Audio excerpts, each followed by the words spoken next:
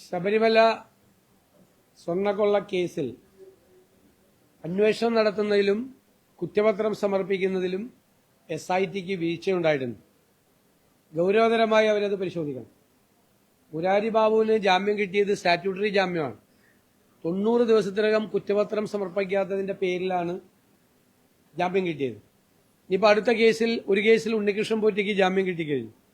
അടുത്ത കേസിലും ഉണ്ണികൃഷ്ണൻ പോറ്റിക്ക് 90 ദിവസത്തിനകം കുറ്റപത്രം സമർപ്പിച്ചില്ലെങ്കിൽ സ്റ്റാറ്റ്യൂട്ടറി ജാമ്യം കിട്ടും.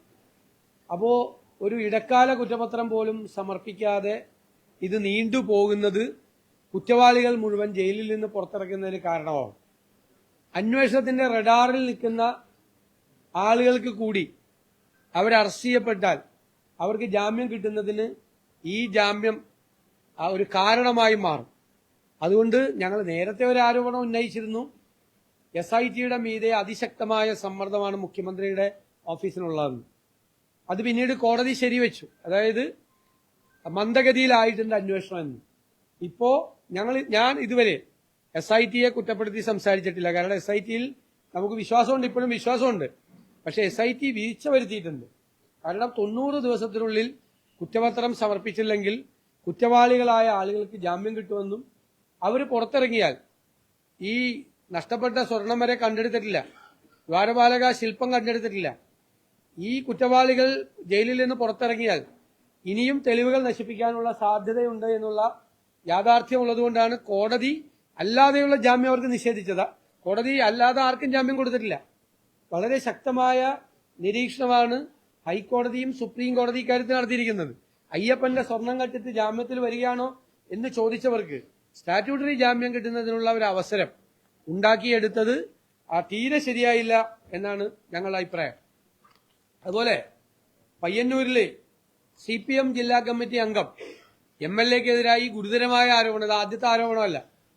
ഇത് പാർട്ടിക്കും ഗവൺമെന്റിനും ഉള്ളവർക്കും ഈ ആരോപണം കൊടുത്തിട്ട് ഒരു കേസ് പോലും എടുത്തിട്ടില്ല എന്നുള്ളതാണ് യാഥാർത്ഥ്യം. CPM എന്താണ്? ഇതെല്ലാം പാർട്ടി കോടതിയാണോ? ഇത് ഗുരുതരമായ ക്രമക്കേടാണ് ഇതിനകത്ത് നടന്നിരിക്കുന്നത്. ജനങ്ങളിൽ നിന്നും പണം പിരിച്ചിട്ട് ആ പണം കട്ടെടുത്തിരിക്കുകയാണ്.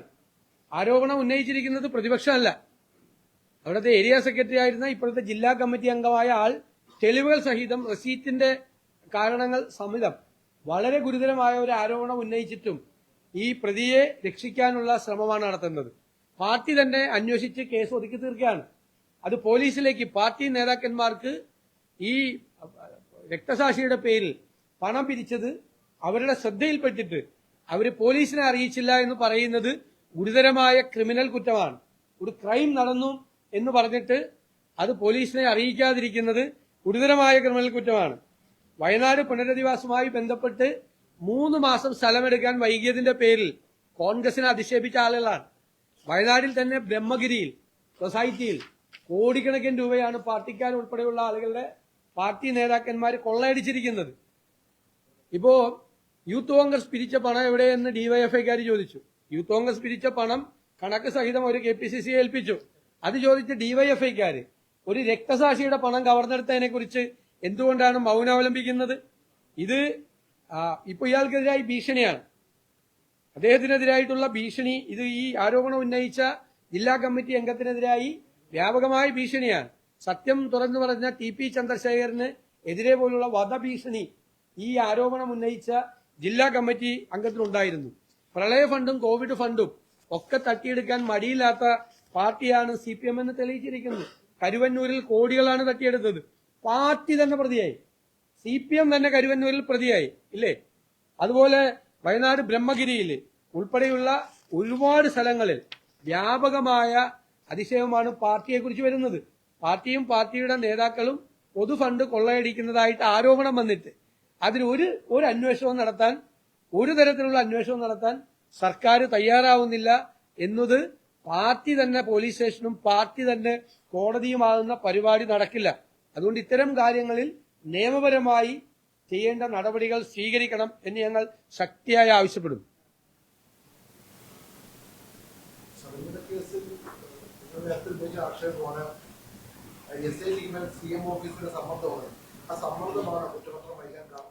തീർച്ചയായിട്ടും ഈ കുറ്റപത്രം വൈകിക്കഴിഞ്ഞാൽ, സമയത്ത് കുറ്റപത്രം കൊടുത്തില്ലെങ്കിൽ ഈ പ്രതികൾക്കെല്ലാം സ്റ്റാറ്റ്യൂട്ടറി ആയിട്ടുള്ള ജാമ്യം ലഭിച്ച് അവരെല്ലാം പുറത്തു വരും. അവർക്കെതിരായി നടപടിയെടുക്കാത്ത പാർട്ടിയാണിത്. 3 പ്രധാനപ്പെട്ട പാർട്ടി നേതാക്കന്മാർ അയ്യപ്പന്റെ സ്വർണം കവർന്നതിന് ജയിലിൽ പോയിട്ടും അവർക്കെതിരായി പാർട്ടി നടപടി പോലും സ്വീകരിക്കാത്ത പാർട്ടിയാണിത്. ആ പാർട്ടി ഭരിക്കുന്ന ഗവൺമെന്റ് അവരെ ജാമ്യം കിട്ടിയപ്പോൾ, അല്ലാതെ ജാമ്യം കിട്ടില്ല. അല്ലാതെ ജാമ്യത്തിന് വേണ്ടി ഒരുപാട് ശ്രമം നടത്തി, സുപ്രീം കോടതിയിലും പോയി, ഹൈക്കോടതിയിലും ഒക്കെ പോയി, ജാമ്യം കിട്ടിയില്ല. അപ്പൊ പിന്നെ സ്റ്റാറ്റ്യൂട്ടറി ജാമ്യം കിട്ടാനുള്ള അവസ്ഥ SIT ഉണ്ടാക്കി കൊടുക്കാൻ പാടില്ലായിരുന്നു. അത് മുഖ്യമന്ത്രിയുടെ ഓഫീസ് നടത്തിയ സമ്മർദ്ദമാണ് ആ SIT കൊണ്ട് കുറ്റപത്രം സമർപ്പിക്കാതിരുന്നത് എന്ന് ഞങ്ങൾ വിശ്വസിക്കുന്നു.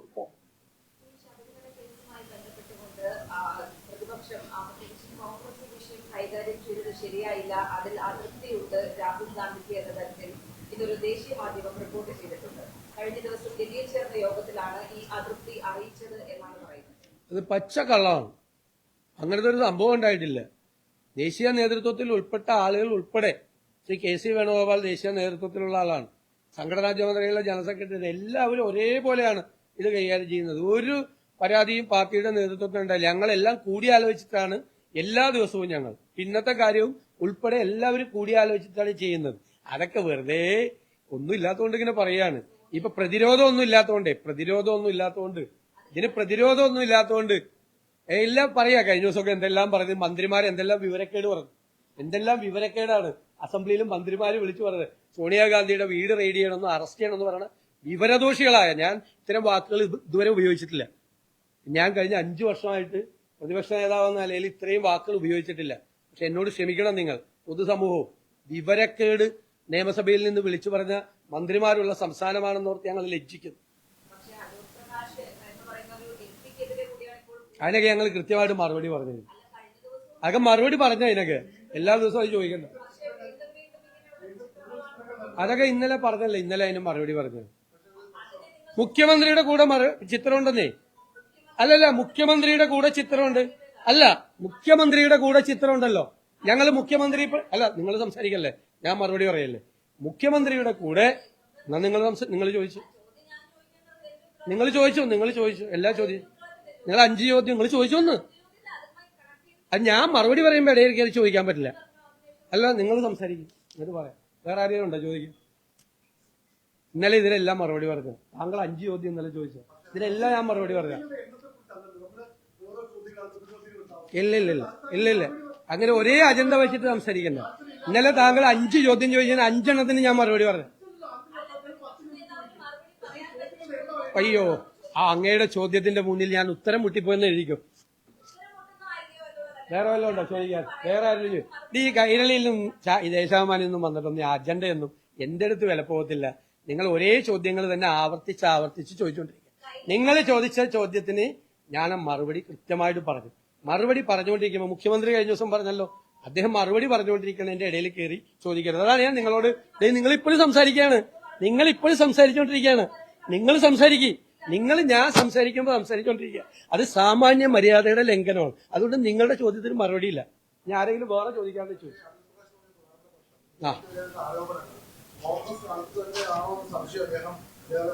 അതെനിക്കറിയത്തില്ല, അതെനിക്കറിയില്ല. അദ്ദേഹം എന്തുകൊണ്ടാണ് അങ്ങനെ പറഞ്ഞതെന്ന് എനിക്കറിയാം.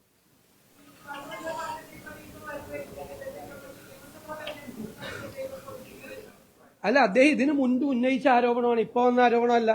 ആ ആരോപണത്തിന്റെ മീതെ പാർട്ടി അദ്ദേഹത്തോട് സംസാരിച്ച് ഇതിനെല്ലാം കൃത്യമായ നടപടിയെടുക്കുമെന്ന് അവർക്ക് ഉറപ്പ് കൊടുത്തിരുന്നു. എല്ലാത്തിനും ഉറപ്പ് കൊടുത്തിരുന്നു. എന്നിട്ട് അത് ചെയ്യാത്തത് കൊണ്ടാണ്, ഒരു നടപടിയും പാർട്ടി സ്വീകരിക്കാത്തതുകൊണ്ടാണ് താൻ ഇത് രണ്ടാമത് പറയേണ്ടി വന്നത് എന്ന് അദ്ദേഹം പറഞ്ഞു. ഒരു രക്തസാക്ഷിയുടെ ഫണ്ട് പിരിവിൽ നടത്തിയ കൊള്ളയാണ്. പാർട്ടി സെക്രട്ടറിക്ക് ഉൾപ്പെടെ അത് അറിയാമായിരുന്നിട്ടും ആ കൊള്ളയെക്കുറിച്ച്, ഇത് തന്നെയാണല്ലോ അഭിമന്യുവിന്റെ കേസിൽ നടന്നത്. ഇത് തന്നെ രക്തസാക്ഷികളുടെ പേരിൽ ഫണ്ട് പിരിച്ച് മുക്കുന്ന പാർട്ടിയായി CPM എന്ന് CPM നേതാക്കൾ തന്നെ ഉന്നയിക്കുക. ഞങ്ങൾ ഉന്നയിച്ച ആരോപണമല്ല. പാർട്ടിക്കകത്ത് നിന്ന് പ്രധാനപ്പെട്ട ഏരിയ സെക്രട്ടറി എന്ന് പറഞ്ഞ CPM ചെറിയ ആളാണ്, അദ്ദേഹം ഇപ്പൊ ജില്ലാ കമ്മിറ്റി മെമ്പറാണ്. അദ്ദേഹം ഉന്നയിച്ച ഗുരുതരമായ ആരോപണം.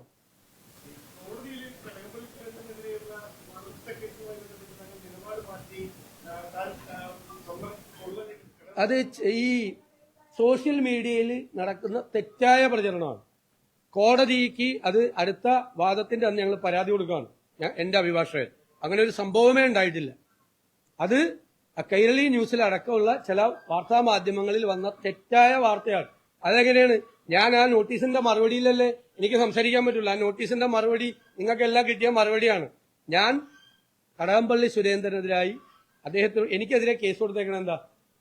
ദ്വാരപാലക ശില്പം ഏത് കോടീശ്വരനാണ് വിറ്റത് എന്ന് കടകംപള്ളി സുരേന്ദ്രൻ പറയണം.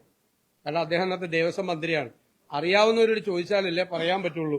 ഇതാണ് ഞാൻ മാധ്യമങ്ങളോട് പറഞ്ഞത്. അതിനാണ് എനിക്കെതിരെ കേസ് കൊടുക്കുന്നത്. ആ ആരോപണത്തിൽ ഞാൻ ഉറച്ചു നിൽക്കുന്നു എന്നാണ് ഞാൻ മറുപടി നോട്ടീസ് കൊടുത്തത്. എന്റെ അഫിഡവിറ്റ് ഉണ്ട്. എന്റെ അഫിഡവിറ്റിലും ഞാൻ അതിൽ ഉറച്ചു നിൽക്കുന്നു. ഞാൻ എങ്ങനെ വാദത്തിൽ നിന്ന് എന്റെ നോട്ടീസിലും അതുപോലെ ഞാൻ കൊടുത്ത അഫിഡവിറ്റിൽ നിന്നും മാറി എനിക്ക് സംസാരിക്കാൻ പറ്റുന്നത്? എന്റെ അഭിഭാഷകൻ എനിക്ക് അദ്ദേഹം എന്താണ് പറഞ്ഞതെന്ന് എന്നെ അറിയിച്ചിട്ടുണ്ട്. അത് ഇന്നലത്തെ ദിവസം സതീശൻ മലക്കം പറഞ്ഞു. എങ്ങനെ മലക്കം പറയാണ്? കോടതിയിൽ ഞങ്ങൾ കോടതിയിൽ പരാതി കൊടുക്കുകയാണ്. ഇത് തെറ്റായ വാർത്ത കൊടുത്തത് കൈരളിയാണ്.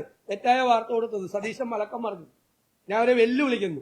ഞാൻ അവിടെ നിന്ന് ഞാൻ പറഞ്ഞിരിക്കുന്നു. അങ്ങനെ പറയാൻ പറ്റില്ല കോടതിയിൽ. പറഞ്ഞാൽ കോടതി അപ്പൊ തന്നെ അന്നാ ക്ഷമ പറയാൻ പറയും. ഞാൻ പറഞ്ഞ കാര്യത്തിൽ നിന്ന് മാറിയ ക്ഷമ പറഞ്ഞ് പോയിക്കാൻ പറയും. അല്ലെങ്കിൽ അദ്ദേഹം ചോദിച്ച 10 ലക്ഷം നഷ്ടപരിഹാരം കൊടുക്കാൻ പറയും. ഞാൻ അഭിഭാഷകനല്ലേ, എനിക്കറിയില്ലേ?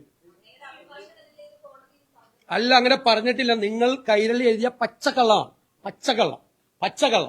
ഞാൻ വീണ്ടും ആവർത്തിച്ച് പച്ചക്കള്ളാണ്. കൈരളി എന്തും പറയും, എന്തു വൃത്തികേടും പറയും. ആ വൃത്തികേടുകൾ പറയുന്ന കൂട്ടത്തിലാണ്. ആ ഒരു കാരണവശാലും പിന്മേൽ നിങ്ങളിപ്പോ അതാണ് പ്രവർത്തിക്കുന്നത്. നിങ്ങൾ എന്നെ ഭീഷണിപ്പെടുത്തൊന്നും വേണ്ട. ചെല്ലി പറഞ്ഞോ. ഇത് പച്ചക്കള്ളമാണ് ഈ പറഞ്ഞത്. കോടതിയിൽ പറയാത്ത കാര്യം പച്ചക്കള്ളം പ്രചരിപ്പിച്ചു. എന്ത് വൃത്തികേടും പറയും. ഒന്നുകൂടി ആവർത്തിച്ചു പറയും. എന്ത് വൃത്തികേടും പറയും.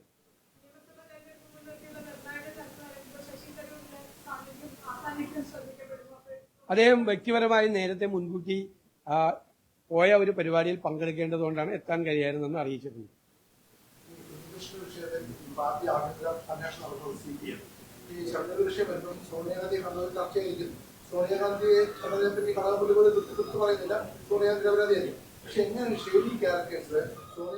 അല്ല, അന്ന് അദ്ദേഹം ഷേഡി ക്യാരക്ടർ അല്ലല്ലോ, അറിയില്ലല്ലോ. അങ്ങനെയാണെങ്കിൽ എന്റെ മറു ചോദ്യമാണ്. നിങ്ങൾ പറയണത് ശരിയാണെങ്കിൽ അങ്ങനെയാണ് ഒരു ഷെയ്ഡി ക്യാരക്ടറെ മുഖ്യമന്ത്രി അടുത്ത് നിന്ന് ഫോട്ടോ എടുത്തത്?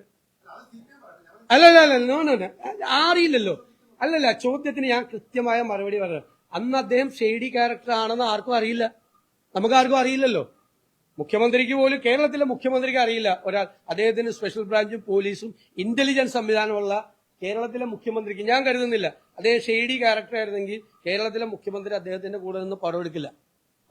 അദ്ദേഹം ഒരു കാരണവശാലും പടം എടുക്കില്ല. അദ്ദേഹത്തിന് അറിയില്ല. കേരളത്തിലെ മുഖ്യമന്ത്രിക്ക് ഇന്റലിജൻസും സ്പെഷ്യൽ ബ്രാഞ്ചും പോലീസും സംവിധാനമുള്ള കേരളത്തിലെ മുഖ്യമന്ത്രിക്ക് അറിയില്ലെങ്കിൽ സോണിയാഗാന്ധി എങ്ങനെ അറിയണം? ആ ചോദ്യത്തിന് പ്രസക്തി.